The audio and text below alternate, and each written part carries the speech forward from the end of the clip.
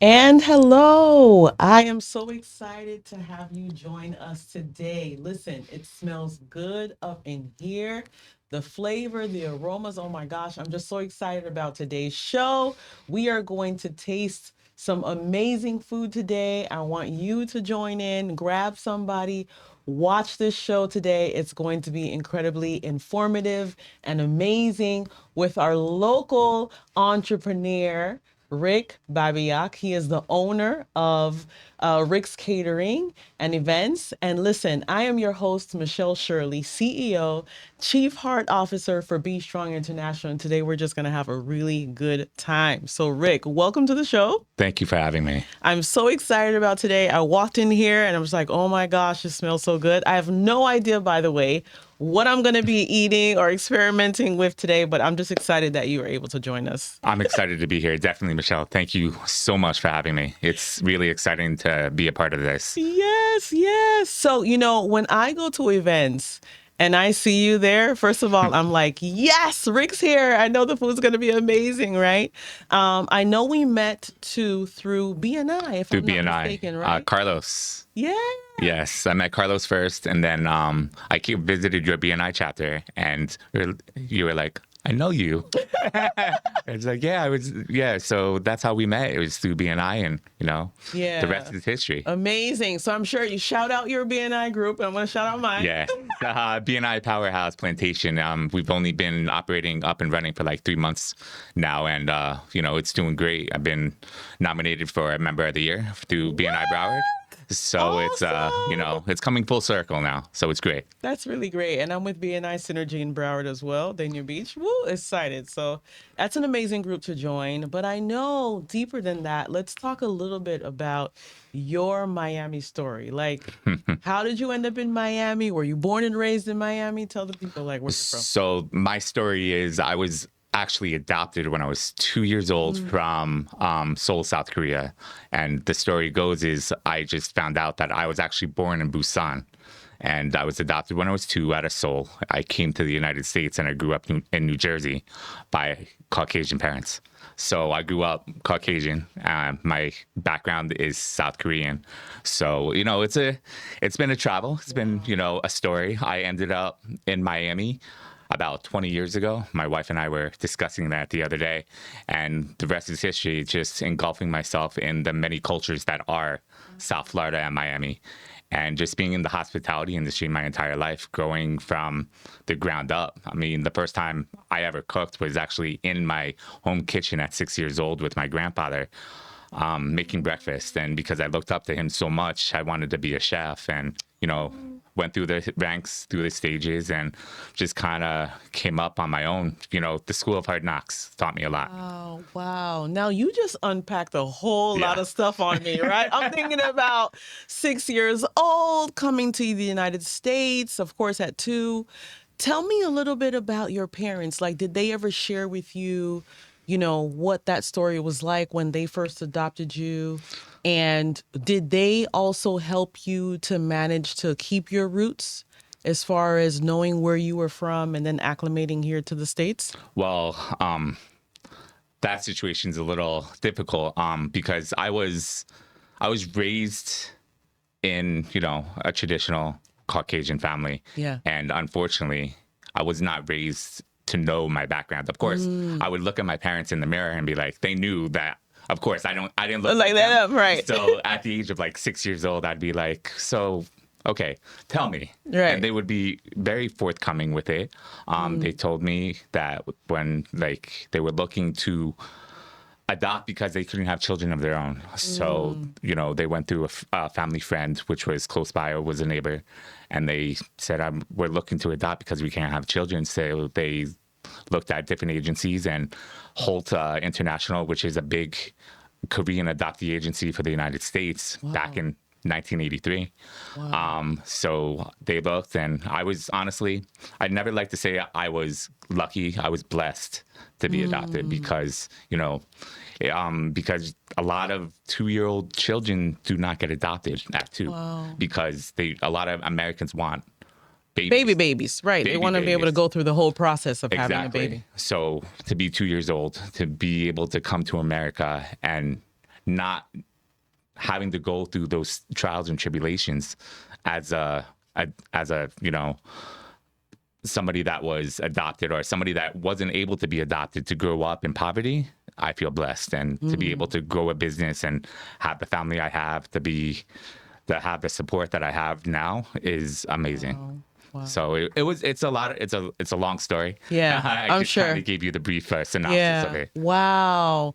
And I don't know if people know this. No, really, they don't, because I mean, I am who I am, Right. and I built my company on the ground up, knowing that I like to give back to Be Strong, because I was definitely very privileged as a child, and I like to give my time back because I know that I was privileged to the people and the community that aren't so. So I am definitely blessed to be where I am. So I love to support the children and the community that isn't. Wow. I mean, just incredible. And I don't want to even I can sense the emotion too for you, even as you're speaking about it. Yeah. That it's a lot there. You know, I do want to say thank you for what you're doing. You are so resilient and so strong. I think when you project yourself, there's such a level of professionalism and compassion and care for what you do that people don't know. You know, we don't know each other's stories, No. right? We're walking past each other every day. We're talking, we're doing business, we're sharing things, and yet we don't know the intimate stories of the people that we interact with Exactly. the most, right? 100%. And so I would just say kudos to you for sharing that on such a wide scale today with our audience. But at the same time, thank you for supporting Be Strong. And I'm sure after this, so many other entities will reach out to you, not just because of your story, but I think because of the fact that you understand what it means to give back. And that's what nonprofits really are about. How do we create an ROI for everyone in the community so that we can thrive Exactly. as a very just generous and giving Miami that we want Miami to continue to be, right? 100%. Yeah, so cool. Tell me about your grandfather, and maybe was there a favorite dish that he made that you wanted to emulate, you know, for the first time and you decided to try something up with him? You know what it was is that him and my grandmother were like really big in my life. So there would be this one dish that they would make all the time, and I really wish I had the recipe before they passed. It was made out of tomato soup. It was almost like a bolognese, but a basic bolognese made with tomato soup, ground beef, tomato paste, and pasta. And it was just like one of those flavors that sticks out to you as a child. And we called it grandma spaghetti. Aww. They would make it together, and there would be no other dish like it. It would be just one of those things that would be, it's like a comfort food, you know, that you think back to your childhood. People think mashed potatoes, macaroni and cheese as their comfort. That was my comfort food growing up. So, yeah. Wow, that's beautiful to hear. Now, is there a dish now that you would say, as you've gone through this whole experience of different cuisines and learning how to make all this stuff, is there something now that you would say, like, I definitely want to know how to master this, or I have mastered it and this is my best dish? I gotta say, my wife's Jamaican, so her father... What a mix. What a mix. Exactly. So her father introduced me to oxtail. I never knew what it was before. And he's like, you want to try this? I was like, what's this? He's like, it's oxtail. I was like, what's oxtail? Me being in the food industry. Right. And I'm like, okay, I'll try it. I was like, oh, wow, this is good. Right. And I kept on eating it. I was like, okay, I got to get his recipe. To this day, I was like, man, I got to master my grandfather, his oxtail, because my kids ask for it all the time. Now, listen, I love oxtail. Okay. I've recently converted back to start, eating meat here and there. But I can tell you, it's when it falls off the bone. Exactly. Or when you taste a piece of it and it's like the fat there and you just chew and it. The flavor that just comes out. Oh my gosh. And then with the dumplings mixed in with it, oh my God, it's just yeah. Anyways. Yeah. Exactly. We can go on and on. Right, we go on and on. Now, have you been to Jamaica? I have. We went back in, what was it? When we were first married. So it's been like 13 years. Okay. So okay. You got to go again. You got to go again. Kids, Because the food there, I mean, there's so many other dishes here that, when I go to a Jamaican restaurant, sometimes I'm sad because all of the options aren't there like what Exactly. you would have as far as like when you hit Jamaica. But I've tried some even amazing soups that normally I have not ever tried here that Or are just getting the like, jerk right off the side of the road, off oh, the oh grill. yeah, yeah. Everything off the side of the road, right? Off the side of the road. I Exactly. love it. I love it. Oh my goodness. So tell us a little bit about how you've built your business till now, right? You said you started in the hospitality industry, but tell us a little bit about that progress. And like today, I mean, you are like hot stuff. Like I'm seeing you everywhere, Yeah. literally, right? So pretty much I always, when I practice what I preach, right? So I've grown myself because I was like Guy Fieri always says, he started from the ground up. I started in fast food. I went through the ranks of washing dishes to being a prep cook to working for a big catering facility up in New Jersey. That's when I first officially like got into a real kitchen, was in high school. And Wow. when I became, because I went through cook, I became a bartender, I became a banquet server, a banquet captain, ran caterings. Also, I oversaw different restaurants. My latest hotel that I was at the Lowe's on Miami Beach. I ran Wow.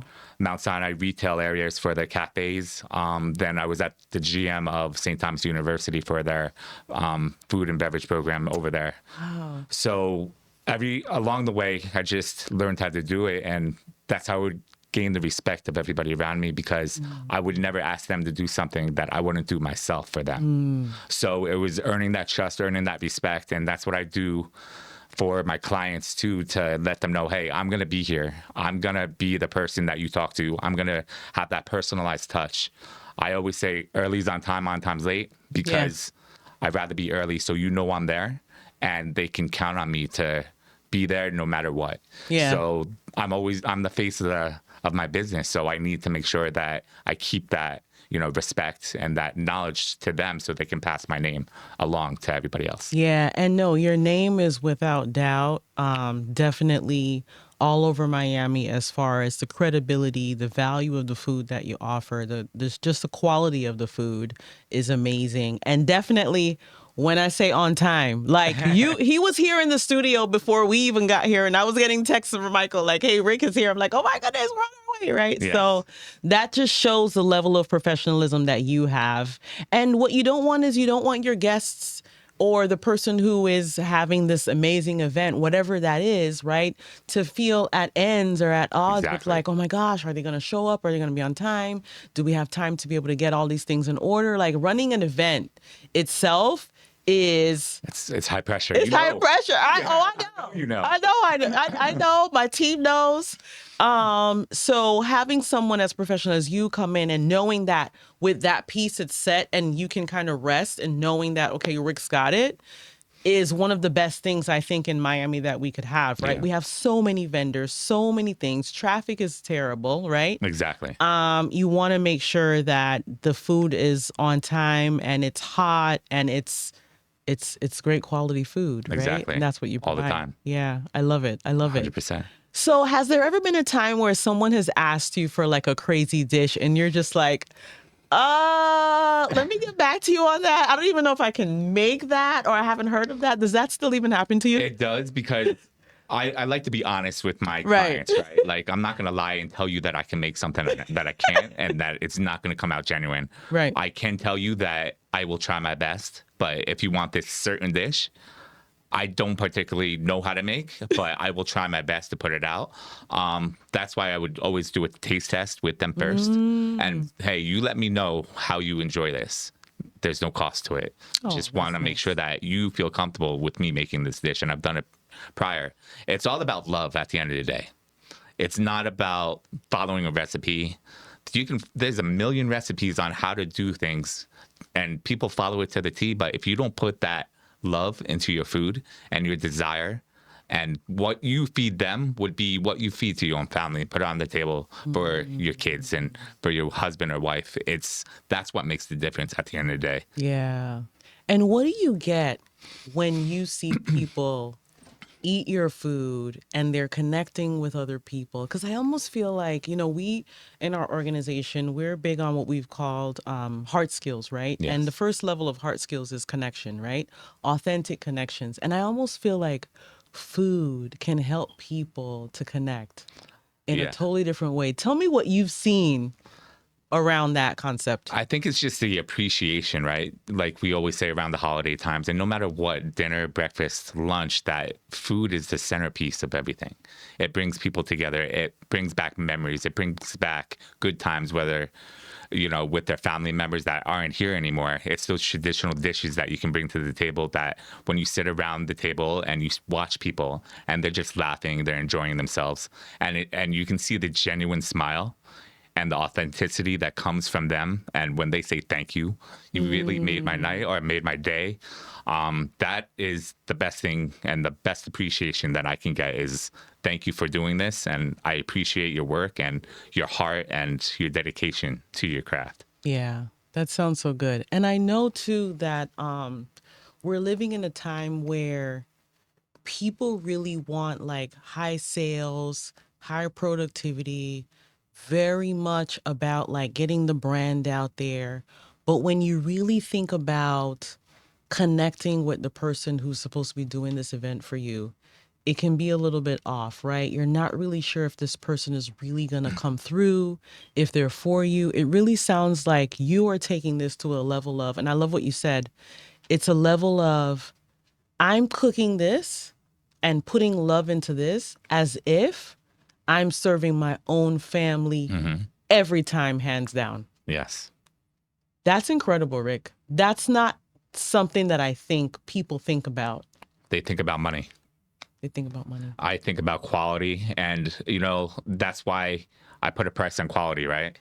You got to love what you do. And unfortunately, if I'm too high for you, I'm sorry. I may be too high for you because I know what I offer. I know what I put into it. And I know the time and dedication that I put towards it. So I'm okay if you want to use somebody else because I've learned that over the years now that you got to believe in yourself and you believe in what you do and the quality that you put out. Yeah. And that's really what it is when it comes down to it. Like, I'm here for you 100% every time you sign that paper. So, I know what I'm going to give to you. I love it. I love it so much.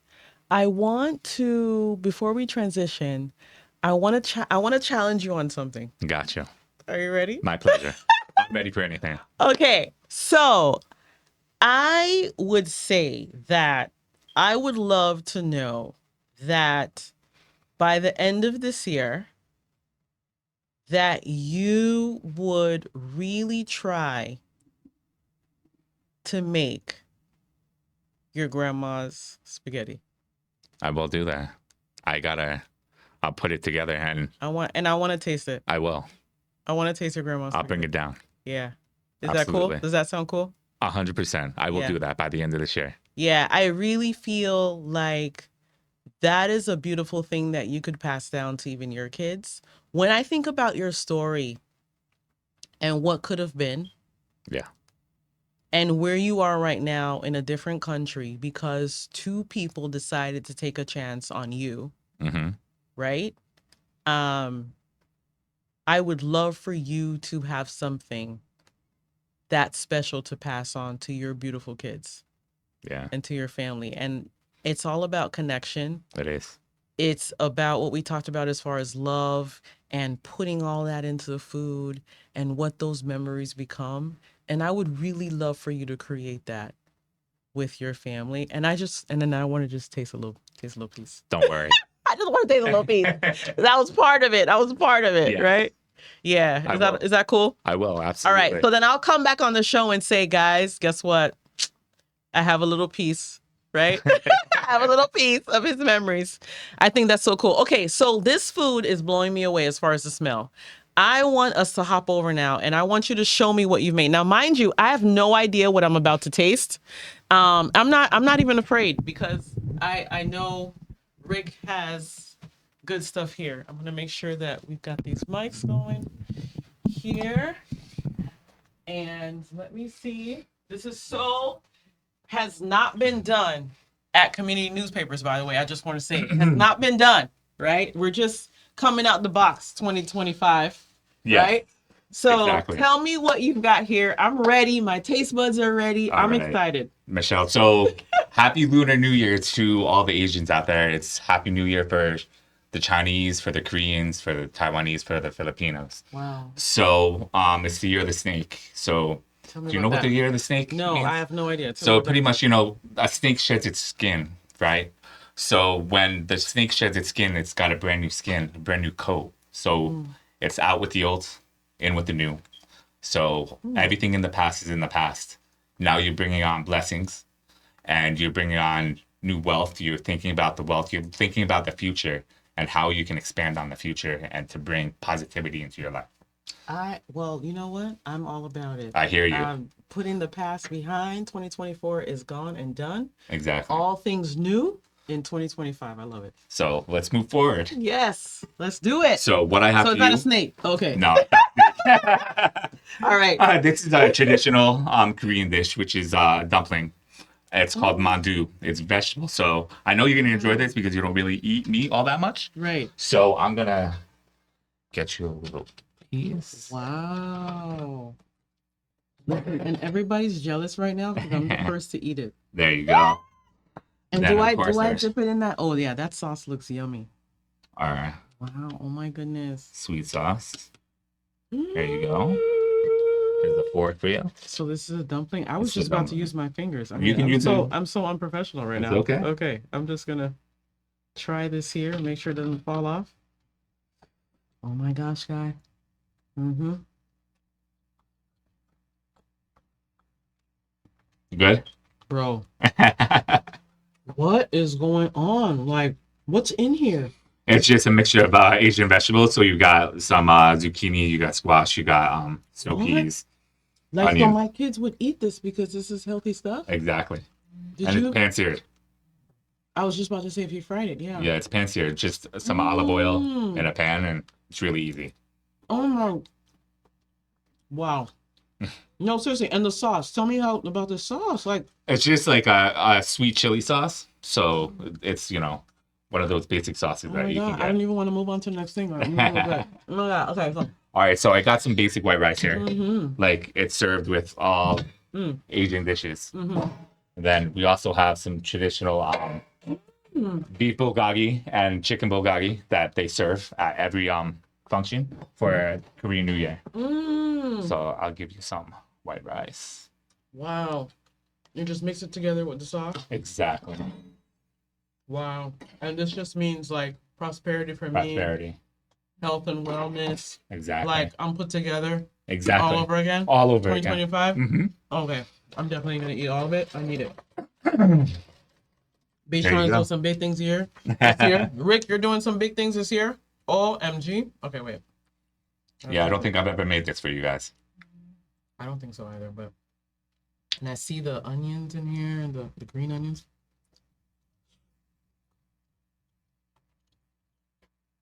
Bro, Good, right? wow. This is really good. This is so good. Wow. So like have you reached out to any families that you know that you serve that are looking for this right now too? Because I kind of do it for my family right now because we started up the tradition like 2 years ago. This way because I started learning a little bit more because I wanted to be able to open my children up of to course. the culture and they would ask me.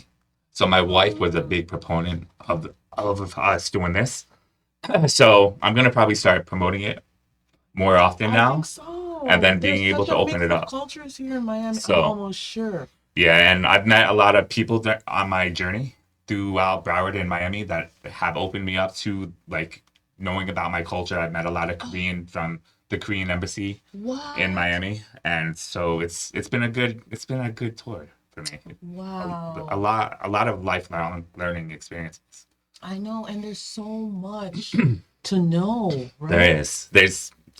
There's a whole world out there that you wouldn't even know about unless you were open to it. Yeah. Oh my God, this is amazing.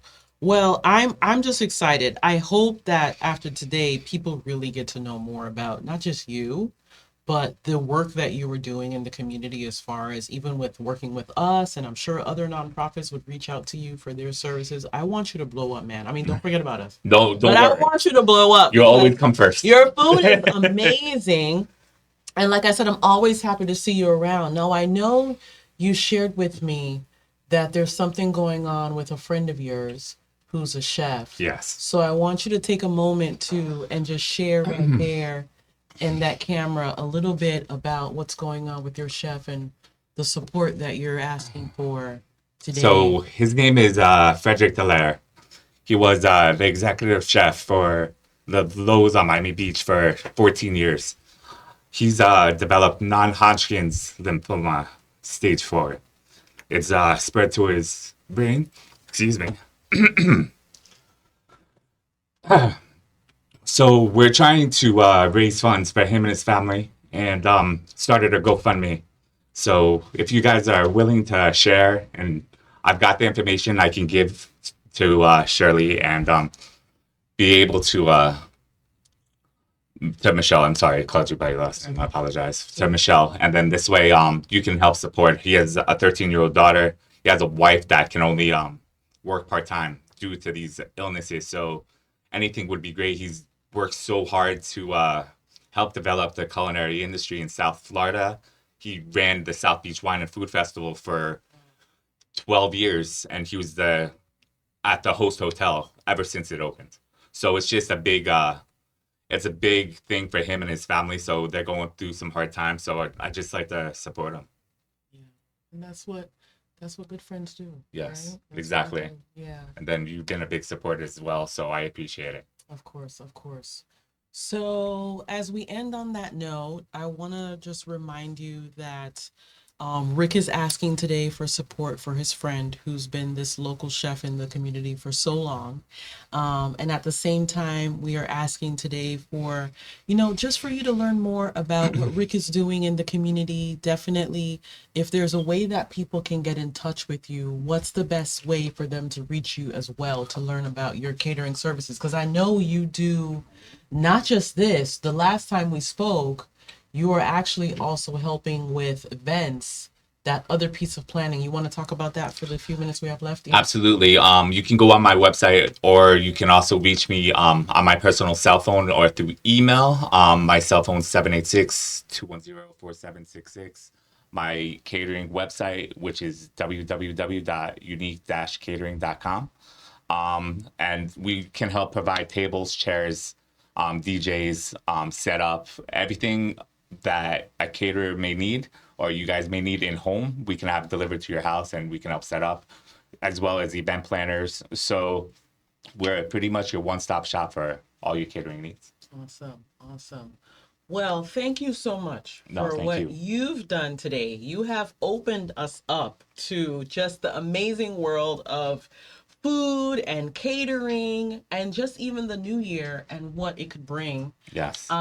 with these wonderful dishes that you've provided. I'm sure the rest of the studio is just waiting to hop in here when we're done live. So I'm just going to stall a little bit. No, I'm just kidding. But I do want to say that, Rick, and like I said before, I think you're an amazing individual. I am so honored to share this space with you today, for you to share your craft with the world. There are so many amazing local Miami folks just like you that are doing incredible things and have and just amazing stories to share with the community.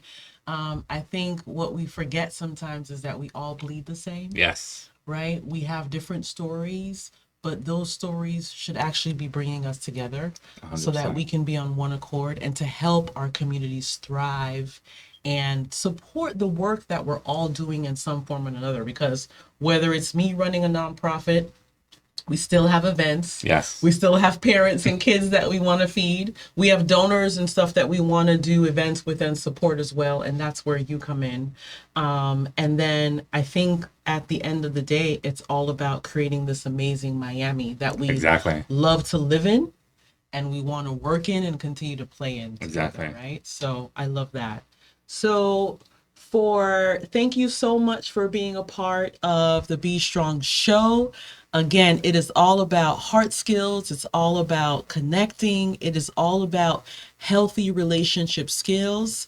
I want you to, again, just look down at the page there on our screen for more information about the GoFundMe account for his chef friend here who is in this situation of need.